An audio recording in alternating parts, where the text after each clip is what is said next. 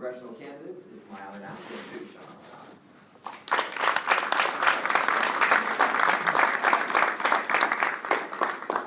I'll pour your water for you. Let's, considering the first two major candidates that are in the first AD have been on the ballot for a number of years, you're a relative newcomer to this conversation, so let me start with a slightly different question. For the purposes of this chamber, introduce yourself, give us a little bit of your background and why you're running for Congress. Wonderful. So my name is Sean O'Connor, and I am a small business owner who I started a test preparation and admissions counseling and college affordability company and nonprofit in 2006. I started it with $5,000 of my own savings, and like so many of you, through a lot of long nights and hard work, built that into a multi-million-dollar company that serves students virtually in 39 states and 50 countries. I was fortunate enough that in 2014, I was approached by a group of educational investors who wanted to buy the company. And so we came to an agreement, and they bought the company. And then I continued on to make sure there would be a smooth transition through September of 2015. And at that point, they had their wings and they were ready to fly without me. And so that business experience really informed why I'm here. I think that Washington is broken, and you know, we heard from the last two speakers about the fact that we only get 72 cents on the dollar. But the fact of the matter is, for the last decade, one of the two of them has been representing us. So I want to go to Washington because I believe that New Hampshire is a very strategic state. Just about everybody I've ever met who's in Washington thinks they're going to be president. Okay, and the path of the presidency clearly goes through New Hampshire. That gives us a lot of strategic bargaining power. And we should be able to leverage that bargaining power to get a lot more federal dollars back to New Hampshire than 72 cents. And I also think that the hyper-partisanship is tremendously problematic. Both Fellowship Porter and Frank Gibbs have lived with their parties over 95% of the time. That's not a pragmatic problem. And so I've signed the front and the back of checks for a decade. I know what that means. And I think that I can bring pragmatic solutions to Washington that are really going to move our country forward and our state forward. Sean, what are you hearing from business leaders as you're out there campaigning about what they see needs to get done right now in Washington? Yeah, so I think that there's a number of issues that are of concern to small businesses, but beyond that, they want to see a government that works together. I think that there is a good chance, I'm not endorsing anyone for any office because I'm a true independent, but I think that there's a good chance we might have to buy the government. And they're not going to be okay with 8 years or 4 years of additional stagnation.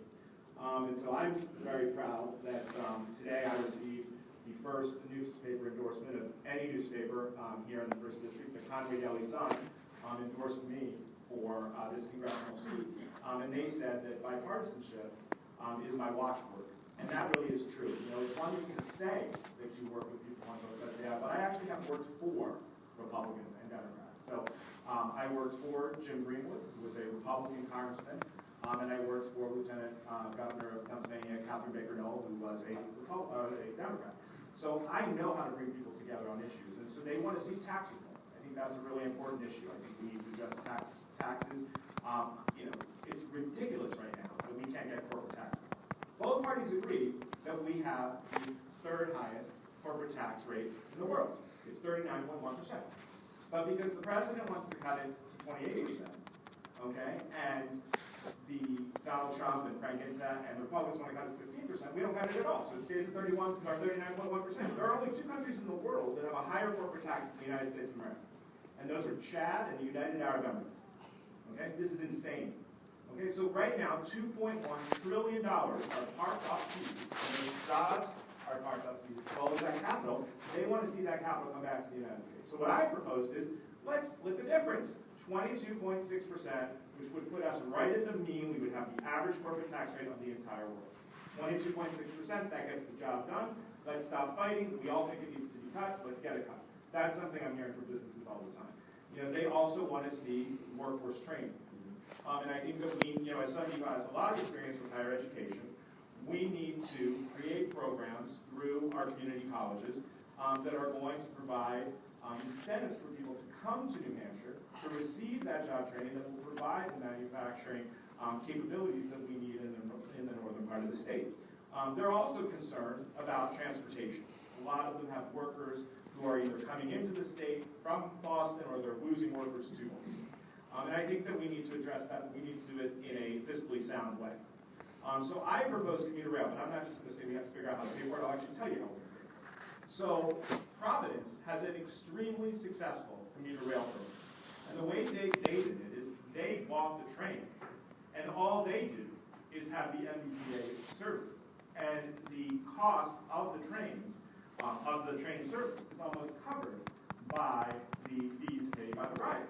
So this is a way that we can do it. Right now, the plan that has been proposed is for us to just basically pay the MBTA everything.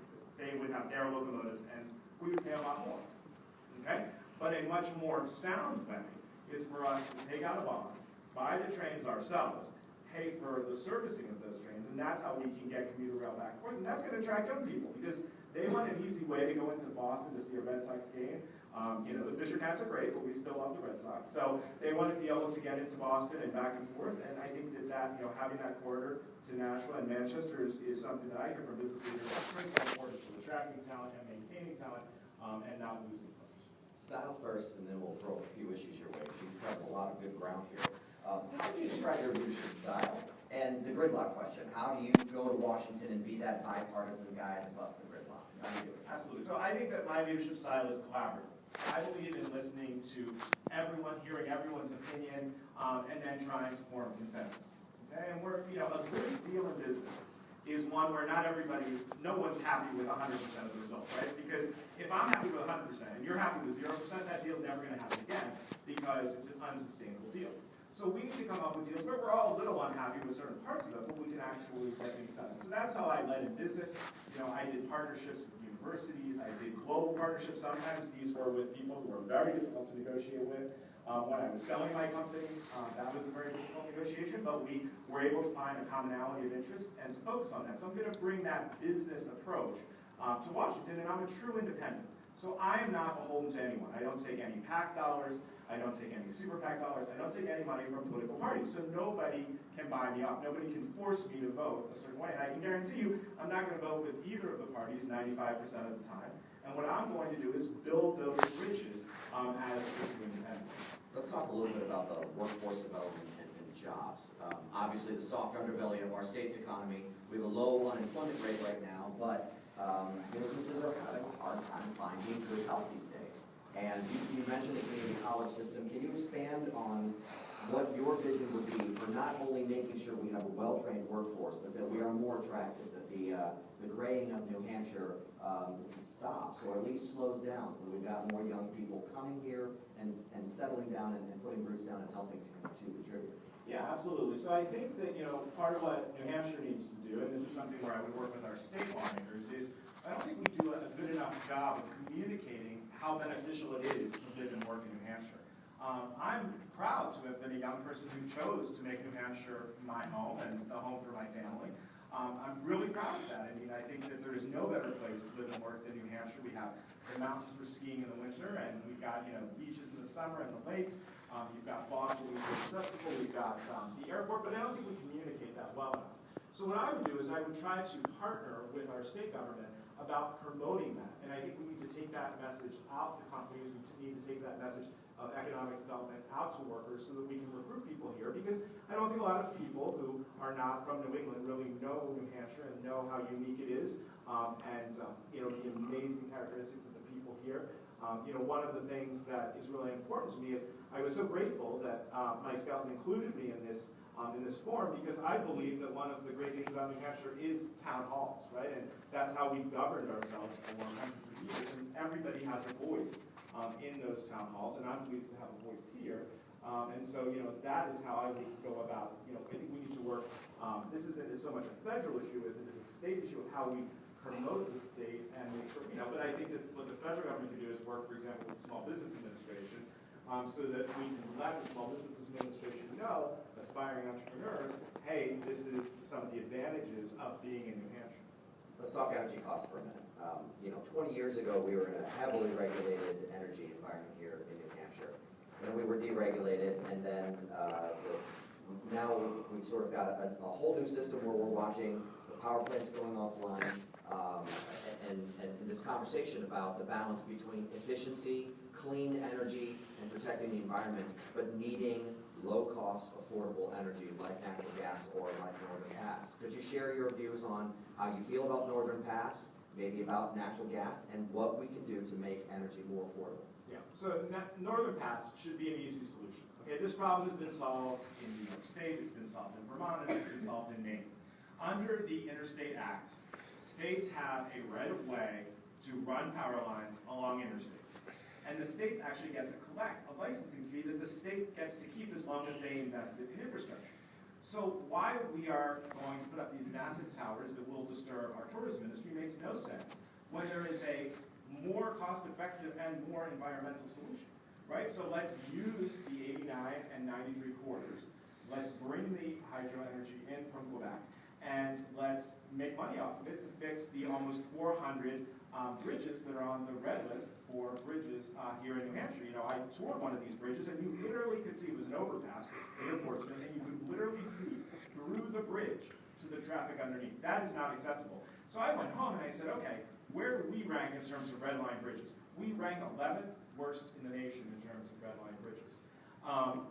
What state ranks best? Minnesota. They are better than the number 49 state in terms of, they are the safest state, and they have less than half the number of dangerous bridges than the next best state. And the reason for that is they had a massive bridge collapse and decided to invest in infrastructure. We have to figure out how to pay for that. And so in order to pay for that, what I would do is bring Northern Pass, bury the lines along the interstate corridors, take advantage of the federal benefit that we are allowed as a state to then use that money that has to be then spent on infrastructure. That's the only requirement is the state can collect the license from the utility company, but they have to spend the money on energy, and that's what I would do. A follow-up question to that, just out of curiosity, because I know that Northern Fast talks about the fact that their route is like 80 to 85% along an existing right-of-way. So for that conversation, I know that the DOT in New Hampshire has essentially sort of talked down that option, and that supporters of the program point out, well, it's already going to be where other lines are. Is it fair to ask the utility to essentially create this whole new network of lines where the highways are when they're already placing it in an existing corridor? But the problem is, Scott, that they are going to be building towers that are about double the height of the current towers, okay, because of the amount of voltage that's going to be carried by the Northern Pass. So, everybody wants to make money, and literally every day that we don't build a underground Northern Pass, literally water is flowing over the grid, right? Because this is hydroelectric power, and every day that we don't take advantage of that, Hydro-Quebec is losing money because the water's flowing, and we're losing energy. And so I think that we just need to have some tough negotiations with Hydro-Quebec and say to them, look, we want to buy your power, but we are not going to build towers twice the height of our current towers. So what we need to do is you need to work with us, as you have worked with New York State and Vermont and Maine, right? I mean, we have perfect examples here to bring it along the interstates and then fund our infrastructure. Okay. You talked about infrastructure and highways and commuter rail. I want to ask you the question about the comments from DOT Secretary Anthony Fox, where he was essentially talking about the gas tax and its long-term return on investment, if you will, what the revenue might look like, given that we're more fuel efficient with vehicles, more monorail or electric. And he was questioning the sustainability of the gas tax. What's your take? Yeah, so I don't want to increase the gas tax. I oppose that. But what I do want to do is deal with our national debt and deficits. That is a major concern of mine, and quite frankly, it's a major concern that I not only hear from business owners, but from just everyday citizens, whether they own a business or not. They are concerned about their children's and their grandchildren's future. And if we address the national deficit, and if we were able to bring that $2.1 trillion back under my plan, that would take care of the national deficit of $550 billion in the entire year. So we need to address the national debt and deficit so that then we can invest the tax revenues we already have in infrastructure. So I don't think that raising the gas tax is the approach here. I think that the approach is to be fiscally prudent. I would do an audit. I know that Congressman Gibbs is on the record as supporting cutting the Department of Education and the Department of Energy. But I think that's crazy. When I was building my company, we were fortunate we had a compound average growth rate of 40% per year. But one year, when we rebranded and changed the name, what we had to do was we had to cut back. But the way to cut back is I didn't just lop off the marketing department or lop off the sales department, right? I did an audit of all of our costs, figured out where there was waste, and I trimmed it back. And that's what we need to do to have a sustainable budget going forward so that then we can invest in things like infrastructure that are going to improve life in New Hampshire and New Hampshire's competitiveness. Let me give you the healthcare question. You had a chance to hear the two previous speakers talk about their perspective on ACA, on moving forward to take care of those three legs of the stool: quality, accessibility, affordability. What is your take on what needs to get done to make healthcare costs more affordable? Yeah. So since I left Stratus Prime, which is my company, in September of last year, I've been buying my insurance on the exchange. So I'm intimately familiar with the problems of the exchange. And I'd like to give some specifics about how we fix it. I know President Morrison wants to fix it, but I didn't really hear any specifics. I have two specific ways that we need to fix the ACA. First, we need a regional exchange. The reason that New Hampshire has a problem that larger states don't have is the number of people buying insurance through the exchange is too few in New Hampshire for a lot of insurance companies to compete, right? Because if you're an insurer, you're saying to yourself, all right, I need to have enough people, okay, and I know this for business, I have to have enough people that if one person has a catastrophic event, I have enough premium to cover them. And in a state that's this small, you're not going to get that. But if you get a regional exchange, you're going to have a lot more competition. Congressman Gibson said I support single payer. That is not the case. I support a Medicare choice plan, allowing people to buy into Medicare if they so choose. I do not support single payer. So what I think we need to do is have a regional plan. And my personal experience is from the time that I was getting my JD and my MBA at Harvard until I went on to the exchange, I was able to use the same doctor who's just over the Mass border, who I had used for my days at Harvard. But because of the exchange, I couldn't use him anymore because the insurance company, Anthem, Blue Cross Blue Shield in this case, said, he's out of state, your plan only covers you for these providers who are in state, therefore you have to go find a new doctor. That's unacceptable. Especially with all the small states in New England, people cross from Vermont to New Hampshire, from New Hampshire to Massachusetts, from New Hampshire to Maine. It's insane that we're not going to. So a regional exchange would create, approximately 30 people in the exchange. That would encourage lots of insurers to play in New Hampshire and in all of those other areas.